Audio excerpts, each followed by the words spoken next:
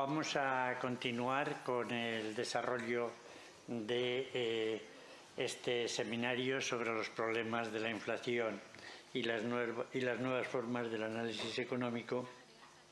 Y hoy, esta mañana, nos va a hablar Miguel Ángel Echarte, que es un profesor que como sabéis es un profesor de la casa, y nos va a hablar de las causas y consecuencias de la inflación.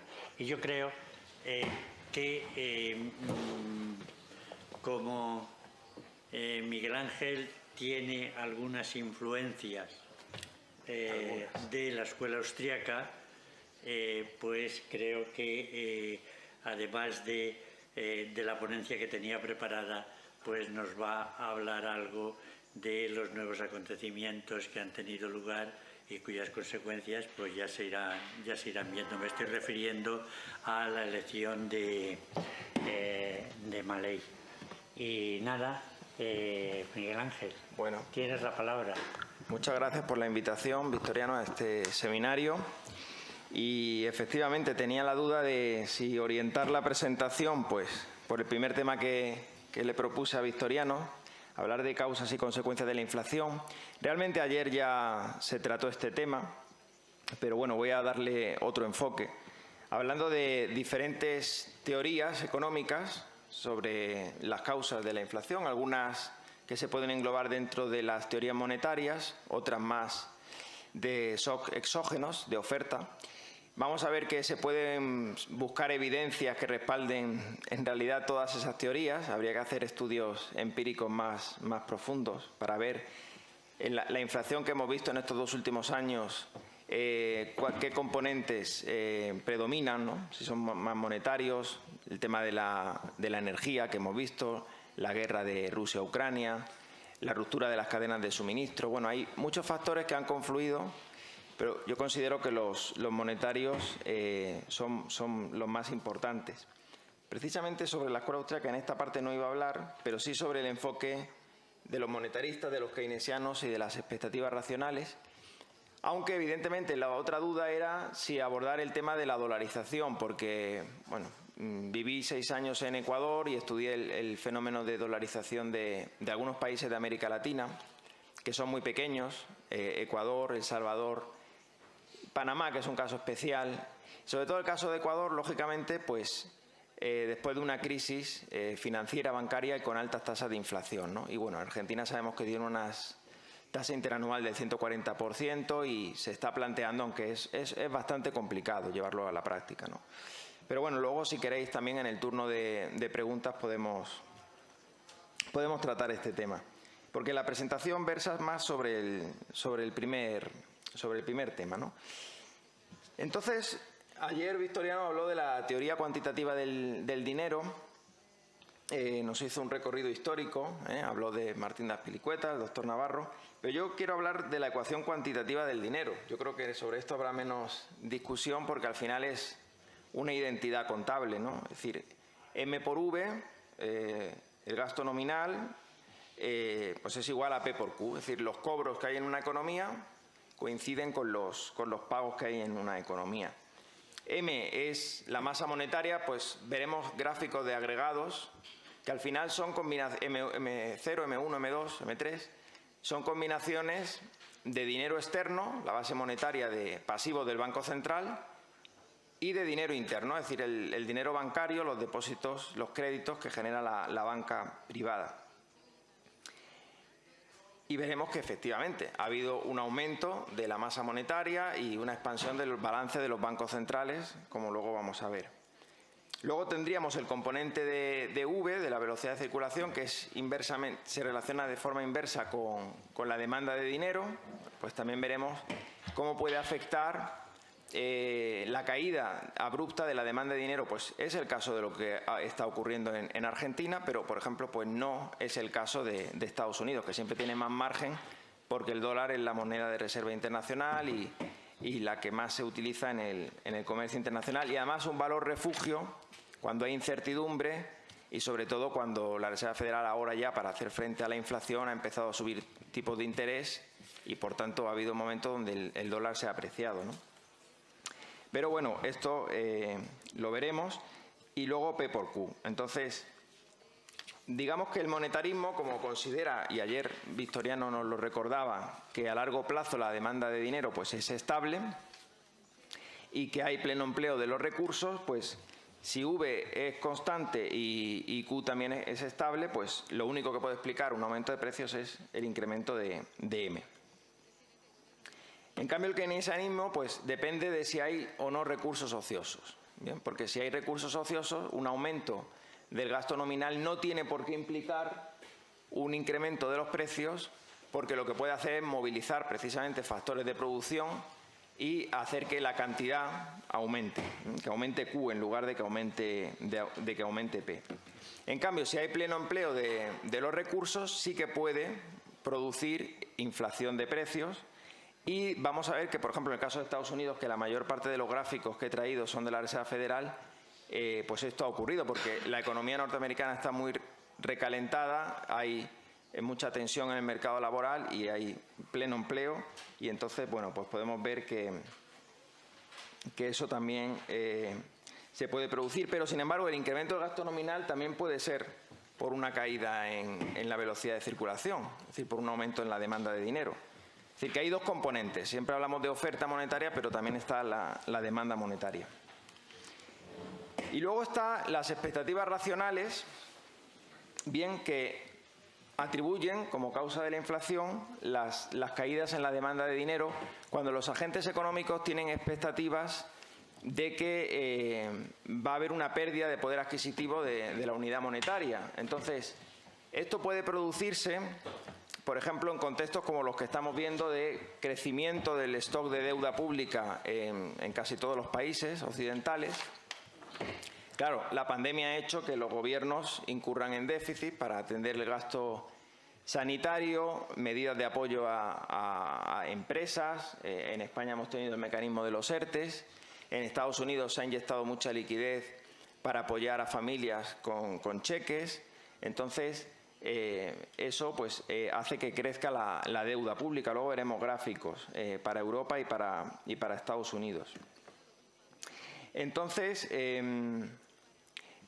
además de esta situación de crecimiento de la deuda pública, pues también puede haber unas expectativas de que haya lo que se llama dominancia fiscal o dominancia financiera. Es decir, dominancia fiscal es cuando el Banco Central tiene que llevar a cabo una política contractiva, pero digamos que cede ante las presiones de los gobiernos que no quieren llevar a cabo, pues no quieren coordinarse en esa política. Esto lo hemos visto, bueno, en España ocurre esta situación, pero lo hemos visto muy bien con Inglaterra, ¿no? Cuando Liz Truss anunció un programa de bajada de impuestos, pero sin recortar el gasto, que al final era más déficit, mientras que el Banco de Inglaterra había subido tipo de interés, llevaba una política contractiva, ¿no? Entonces no se han acoplado bien y hay que coordinar bien la política monetaria y fiscal, porque la inflación también tiene un componente fiscal, ¿no? De cuando los estados pues gastan más de lo que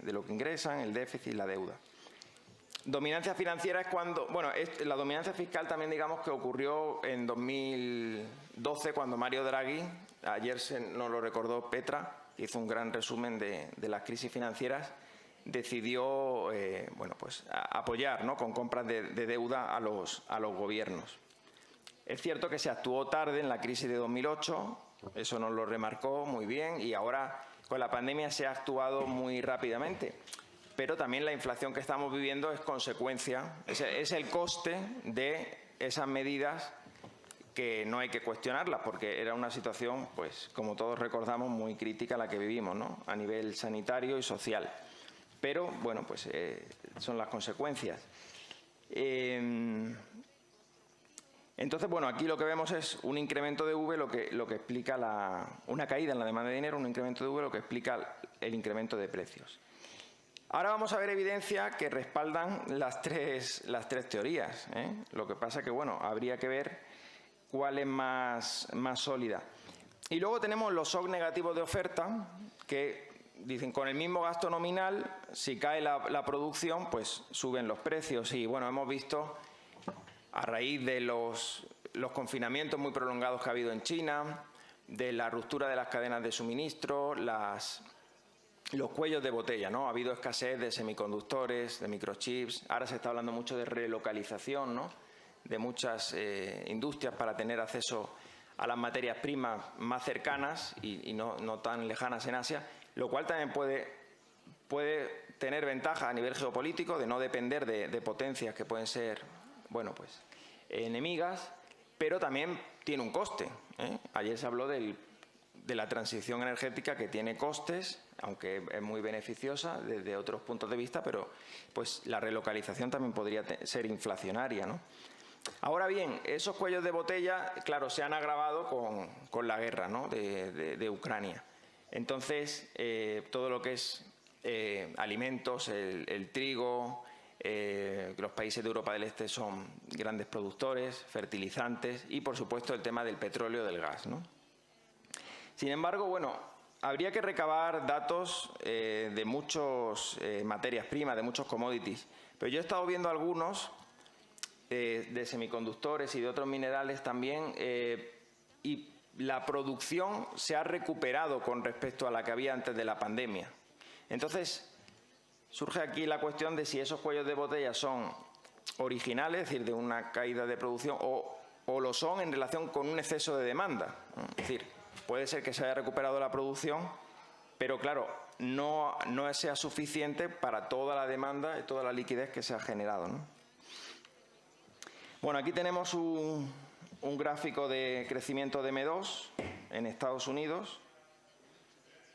Evidentemente podéis ver cómo a partir de 2020 con la pandemia pues ha crecido, pero vamos a ver luego al ver el balance de los bancos centrales.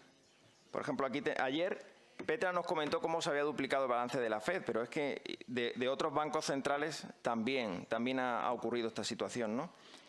Y realmente las políticas monetarias expansivas son previas a la pandemia. Lo que pasa es que la pandemia ha hecho que se acelere, ¿no?, ese proceso.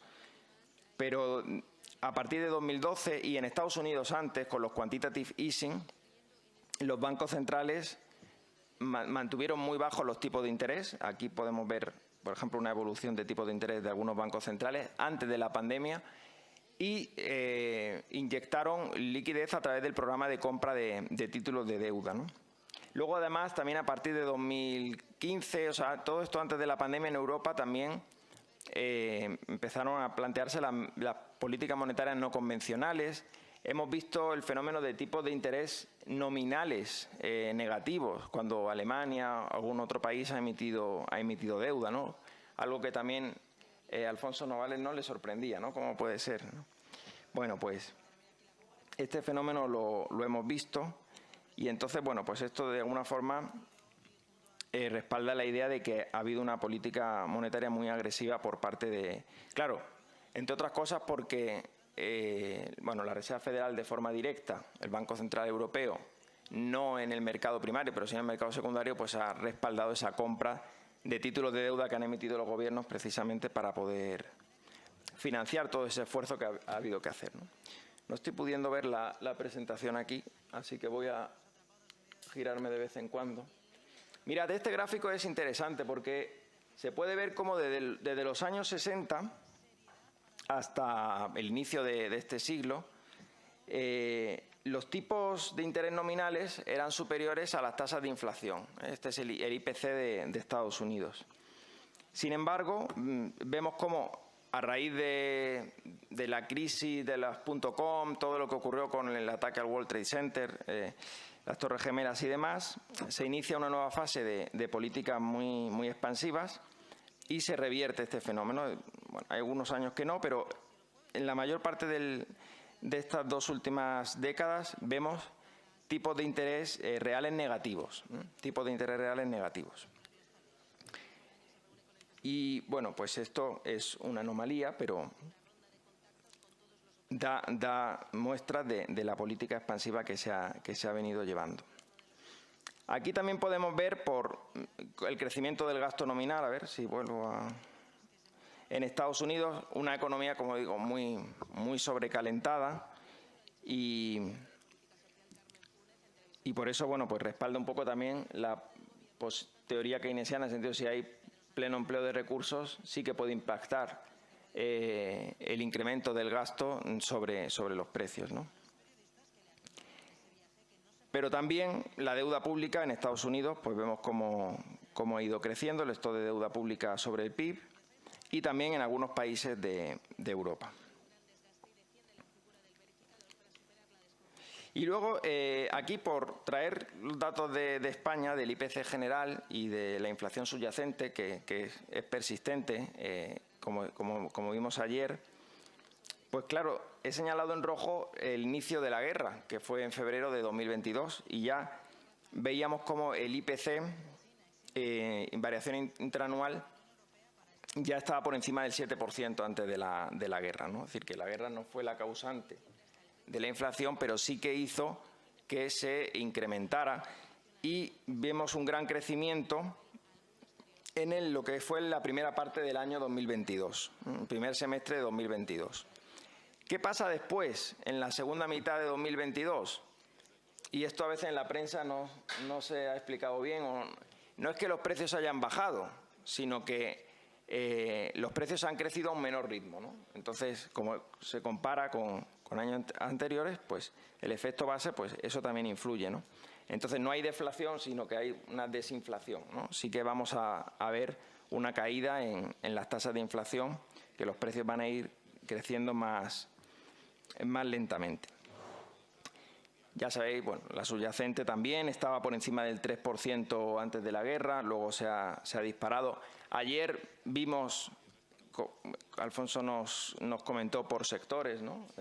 Vimos cómo ha impactado más en los alimentos. Entonces, bueno. Y cómo también los efectos que puede tener la inflación, ya se comentó, de redistribución de la renta, cómo puede afectar más a los más pobres, tanto por la vía de que tiene más difícil renegociar que los salarios se acomoden al IPC, que tampoco se está viendo en España, al menos efectos de segunda ronda. Se habló en su momento de un pacto de rentas, no es que lo haya habido, pero no se ha producido tampoco un crecimiento de salarios, al menos al ritmo del IPC. Pero evidentemente tienen más dificultades para negociar sus salarios, como por parte del activo, porque también hay los activos que peor te protegen frente a la inflación, pues son, por ejemplo, los depósitos a la vista, ¿no? Entonces, probablemente habría que estudiarlo, pero la población con más recursos, pues pueda invertir en títulos de renta variable o pueda protegerse mejor frente a la inflación.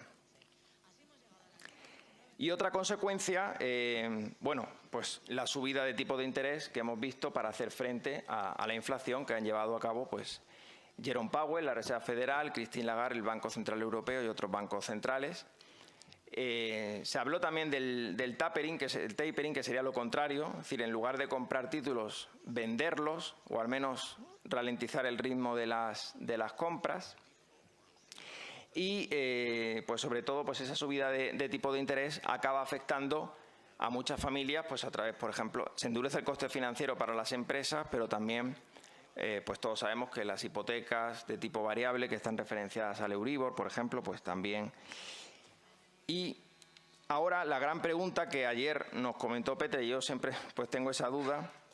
Claro, hemos visto una contracción de los PMIs, estamos viendo un encarecimiento del coste financiero y aquí tenéis la curva de rendimientos que ayer se habló, que cuando se invierte suele ser una señal adelantada de que va a haber recesión. Es verdad que ya hay algunos países de Europa que han entrado en recesión, pero de momento no parece algo generalizado.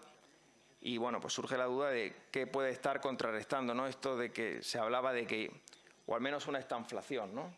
Y bueno, pues aquí veis en 2000, la de las .com, es el diferencial entre el bono a 10 años y el bono a 3 años. Entonces, lo normal es que la estructura de tipo sea creciente. Si yo presto a largo plazo, voy a exigir un tipo mayor que a corto.